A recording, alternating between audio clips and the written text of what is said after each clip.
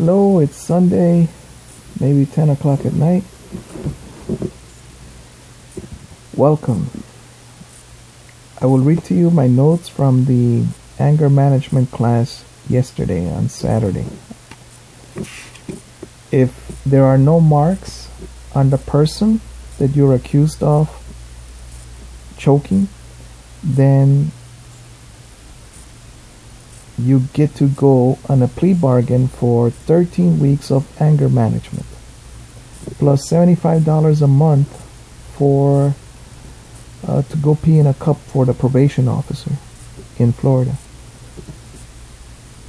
plus in my case a mental health evaluation, which means they want to know if I'm insane or not.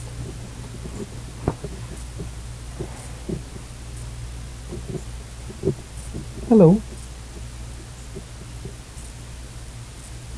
So continuing, next week's topic on the anger management class is going to be partnership versus dictatorship. You're in a partnership if both of you treat each other with respect and you listen to each other. Perhaps one of you says, I want to go to Paris, and the other one says, I would prefer to buy a house. Things like that. So you listen to each other and you make a compromise.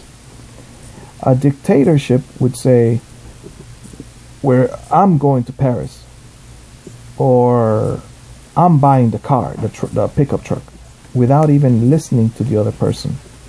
That's called a dictatorship in a relationship. In a relationship between a husband and wife, a boyfriend and girlfriend, and so on. The teacher asked, what's in the folder?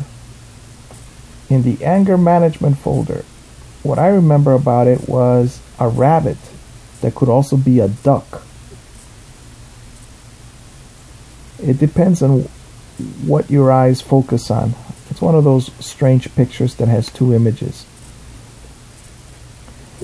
So someone answered, the rabbit. And then the teacher says, if the rabbit dies, bury it, said a classmate. So that was one. We do go off topic. However, we listen to each other. I noticed that the motorcycle classmate that was wearing a boot last week and the week before, he doesn't have a boot on anymore. Now it's a medical boot where his toes are showing and the rest of it is covered up. So either he is feeling better or he got tired of walking around with one shoe on and then that strange boot. Alright. There's another classmate that has 13 arrests. 5 of them were for domestic violence. Another classmate said his friend gets free teeth from Medicaid or Medicare or something, an $800 disability check, and for what? For going to jail a bunch of times? But then some other classmate said, I think it was a teacher, somebody else said, $800 a month is not enough money. Then someone else mentioned, well, the other friend that I know gets $1,200 a month because he has kids.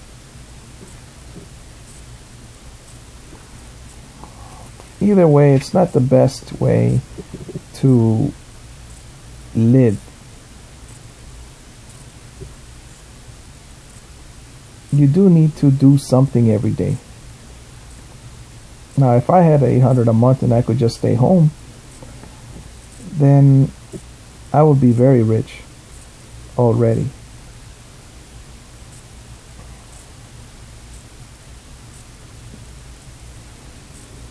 Because you also get food stamps, which is about $194. For me, that's what I used to get.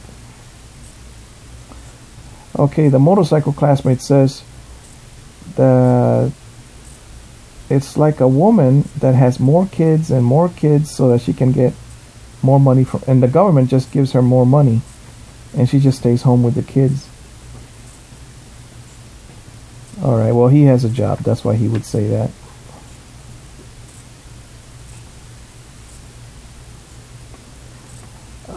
There were 4 students that didn't bring their folders. I was one of them. There was another one that I believe brought pizzas, but we didn't get to eat them. Probably next week. Or maybe he didn't bring them, I don't know.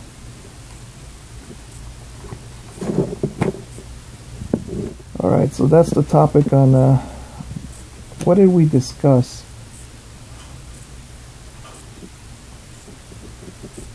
On a side note, I spoke with a young man and he told me how and one of his girlfriends in his life, what happened was they were arguing, and she did something to his truck. So he said that he was going to call the cops, and then she said to him, "Then I will tell them you raped me." So it becomes very strange what to do in these situations.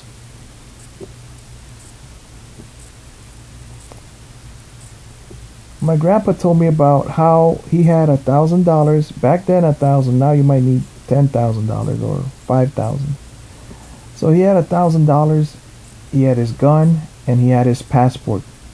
And he said that one time I had to get out of the country that fast, no warning at all.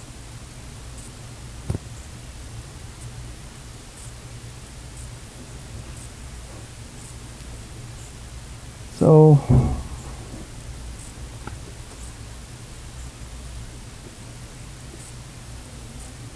you can always buy another truck, you can always buy material things, and then some people say, "Oh, but it cost me so much work to buy this house." Well, the way I look at it, sooner or later somebody will take away that house from you. Everything you have in life, somebody will take it from you.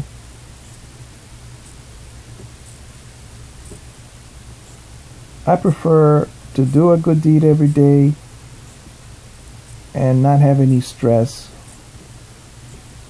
Today I did work with some children. Sometimes they don't want to do any work,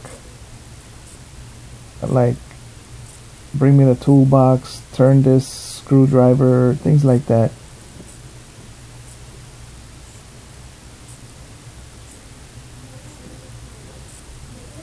It's difficult.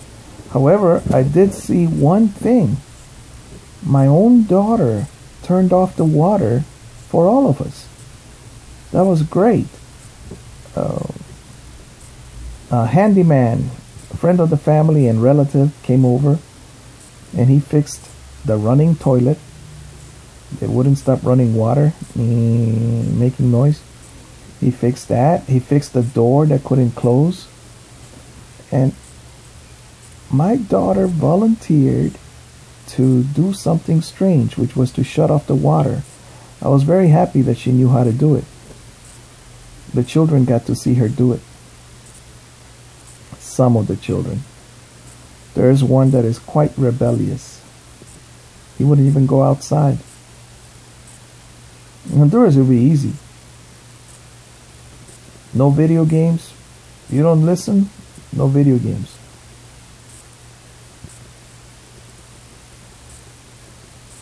Plus a belt on the buttocks.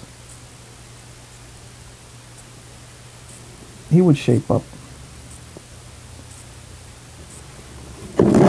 All right. What do you do when you're in trouble? You can pray. Be poised. That is the greatest thing. Praying and being poised. I was reading about Elijah. And why did Elijah get saved and his friends die at the hand of Jezebel, the queen? I don't know. And then another guy, Peter, he sank underwater. When Jesus said, walk on the water, Peter sank. The point is, if you are with Jesus, then all is well. He stopped the storm. Fear, an acronym for fear is false evidence appearing real. This means that what you're looking at seems to be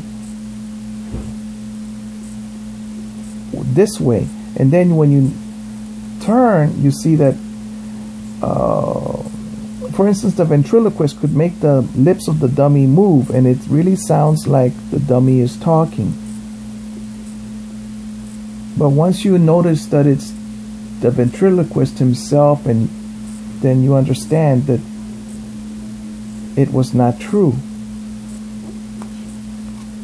False evidence appearing real.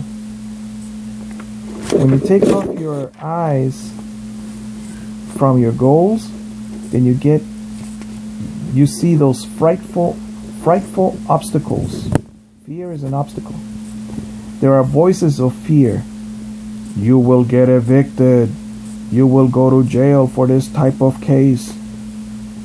Domestic violence and child abuse.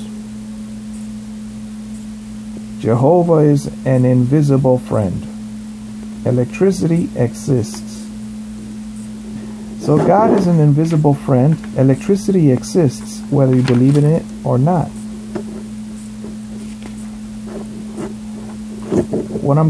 This is a homework assignment. You've seen the dominoes where one domino gets scared and then the whole in the army. Gideon's army. Gideon said, whoever is afraid can go home. And then from 30,000 it went down to 10,000. Because if one soldier is afraid, the ones around him will become afraid. It could happen. And in the story of Gideon, God turned it around so that just 300 of the bravest soldiers took over the army of the bad guys at that moment. So a reverse domino, what is it? It's when the dominoes, you stack them, and then this one falls down and they all fall down in a domino effect. You got to have a domino that is strong enough to get up, get back up when these things happen. Oh, you're gonna get evicted. We haven't paid the mortgage. Most of my clients go to jail, or some of my clients go to jail with these child abuse cases. That's listening to fear.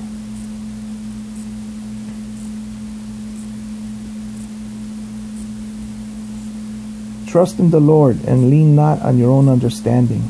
Things are strange. Like I saw a joke, a prank gone wrong. Somebody put on an alien mask and probably frightened someone that he knew, but this someone that he knew just stabbed him right there on the head, and the person died. Another one was this guy was walking and he sees a man begging, please don't shoot me, please don't shoot me, on his knees, and he gets shot, right? The man on his knees gets shot. Instantly the bystander shoots the shooter. And then they all say, no, it was a joke. Oh, no. So don't joke around, one. And that's an example of false evidence appearing real. You see something, but you could be mistaken. Trust in God. That's why I read the Bible, so that I will trust more in God. God bless you and those that surround you.